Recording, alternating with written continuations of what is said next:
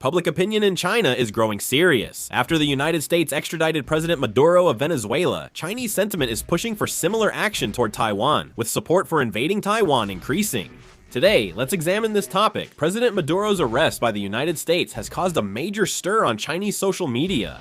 It's not simply that they're happy about President Maduro being arrested, they believe that the same approach used to arrest President Maduro can be applied to Taiwan as well.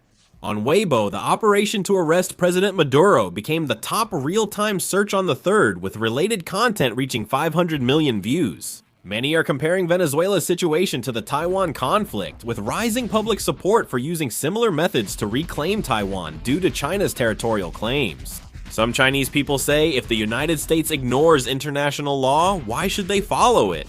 Some argued that the American imperialists' surprise attack on Venezuela and capture of President Maduro and his wife is a blueprint for our military to attack Taiwan and capture Lai Ching-te. Ironically, President Maduro's arrest has increased nationalist sentiment in China. This doesn't mean an invasion of Taiwan is imminent, but public support for it in China is rising quickly, as even Bloomberg News has noted. Such an arrest operation could give China room to intensify its military actions, according to some assessments. Naturally, nationalist sentiment within China has been greatly heightened. The Taiwanese Ministry of Foreign Affairs expressed concern, saying it is monitoring Venezuela and will work with democratic allies to ensure regional and global security, stability, and prosperity. Concern over a possible Taiwan invasion extends beyond China, with United States experts like Ryan S. from the Brookings Institution also expressing worries. He also said that unofficially, China will stress to the United States that it should receive the same international law exceptions the United States gives itself. Lyle Morris, senior fellow at the Asia Society Policy Institute, noted that if international backlash against the United States is minimal, President Xi Jinping might consider military action against Taiwan. There are concerns internationally that this may set a dangerous precedent, though opinions are divided on the outcome of the operation to remove President Maduro. It's often discussed that many variables may emerge in the coming months, including a rise in nationalist sentiment in China. Patrick Cronin, Asia-Pacific Security Chair at the Hudson Institute, said this ousting won't weaken the ambitions of Russia's President Putin or China's President Xi. Instead, he suggested it might push China to take a more forceful approach to control Taiwan's government. Several experts say this ousting operation could provoke a Chinese invasion of Taiwan, which is concerning. Of course, within Taiwan, there is a prevailing sentiment that such decapitation operations are effective against authoritarian regimes, so they believe it would not be very effective in a democratic country like Taiwan. And the Taiwanese military has also been focusing on counter-decapitation operations for years, and above all, the Chinese military lacks real combat experience. Since the Taiwanese military is cooperating militarily with the United States, the prevailing analysis is that even if China attempts a decapitation operation, it is unlikely to go as they intend. First, it's important to understand that in China, public opinion doesn't naturally form and influence policy. In China, public opinion is not something that is left alone. It is managed, amplified when necessary, and tightened when the time comes. In particular, nationalist sentiment is one of the cards that the Chinese Communist Party skillfully plays. Usually, it is kept from overheating, but when the external environment seems favorable, they ease censorship and let public opinion erupt. President Maduro's arrest becoming the top trending topic on Chinese social media with high viewership should be understood in this context. It's well known that an issue can't spread so quickly online in China without at least tacit approval from authorities. What is especially noteworthy is that a large number of posts and comments directly comparing the Venezuela situation to the Taiwan issue have remained online. Sensitive political comments or criticism of leadership are often quickly deleted on Chinese social media. However, this time, extreme claims such as justifying an invasion of Taiwan based on the actions of the United States or arguing that international law can be ignored have remained online for quite some time. This is not a coincidence, but can be interpreted as a sign that the Chinese authorities have not completely blocked this narrative. In other words, the current Chinese leadership considers this public opinion to be risky, but instead of rushing to suppress it, they are closely observing how far it spreads. In the Chinese system, public opinion is not the starting point for policy, but rather a tool used to justify policy. Leaders first make strategic decisions, then either shape or use public opinion to support them. The current surge in nationalist sentiment over a possible Taiwan invasion seems less like an emotional outburst and more like a calculated move to expand future options. Once public opinion is inflamed, hardline actions can be justified internally. This is because the Chinese Communist Party can create a narrative that the people were the first to become angry and demand action. The more dangerous point is that if this public sentiment surpasses a certain level, it actually becomes harder for the leadership to back down.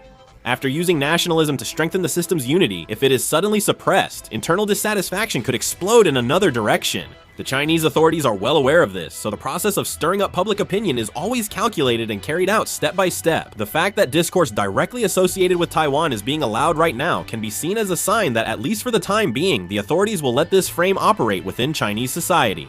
At this stage, even if there is no actual action, neighboring countries and the international community should interpret this as a sign that the options China can choose are becoming increasingly aggressive. Above all, China is quite serious about invading Taiwan. In recent years, it has been confirmed that China built facilities in the Inner Mongolia Autonomous Region modeled after the Taiwanese presidential office and conducted several mock attack drills. In addition, they have repeatedly shown that they can attack Taiwan at any time by continuously conducting encirclement exercises. Japan's Jiji Press reports that China may be preparing a decapitation operation, raising concerns about a possible invasion of Taiwan. Above all, China is not stopping its infiltration and operations against Taiwan even at this very moment. The key point is that they are acting much more persistently on invisible fronts, not just through military drills or shows of force. In 2025, China reportedly launches about 200 daily cyber attacks on Taiwan's major infrastructure, totaling 1.63 million cases. The targets of these attacks include a wide range of areas such as the power grid, communication networks, financial systems, and even port and airport operation systems. The prevailing assessment is that these are not just simple hacking attempts, but rather preemptive reconnaissance and vulnerability probing in preparation for actual contingencies. Taiwanese intelligence believes these cyber attacks are digital preemptive strikes meant to cripple social functions during war. The threat is serious both online and in the real world. Chinese espionage cases discovered in Taiwan have been rising rapidly each year. According to official statistics, there were 16 cases of Chinese espionage in 2021, and the number remained similar in 2022, also at 16 cases. In 2023, cases rose to 48, and in 2024, 64. Over 3 years, that's a nearly fourfold increase.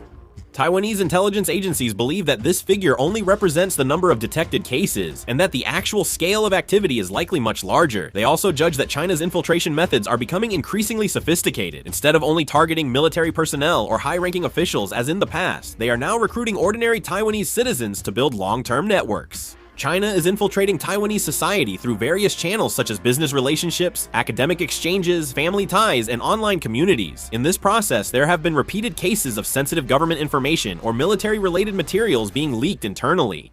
In particular, in some cases, it has been revealed that the recruited Taiwanese were not only providing information, but were also given specific instructions on missions they would have to carry out in the event of an emergency. What is noteworthy is the nature of the missions they were assigned. If China invades Taiwan, missions include destroying key sites, raising the Chinese flag in some areas to cause psychological confusion, and making it seem like certain regions are under pro-China control. Furthermore, there have been testimonies that some organizations even formed sniper teams and were instructed to carry out assassination plans targeting government officials or military leadership. This is seen not just as information warfare, but as hybrid warfare meant to create chaos before armed conflict. The Taiwan National Security Bureau says China is aggressively infiltrating information in Taiwan and systematically building local cooperation organizations for the long term. The intelligence agency says China is building networks across Taiwanese society, even if results take time. In this context, while countries like the United States or the United Kingdom experience about one Chinese espionage case per year, it's noteworthy that in Taiwan, major espionage cases related to China are occurring almost once a month. This clearly shows where China's intelligence operations are focused. What do you all think about the current situation in China? Please leave your thoughts in the comments. That's all for this video. Thank you.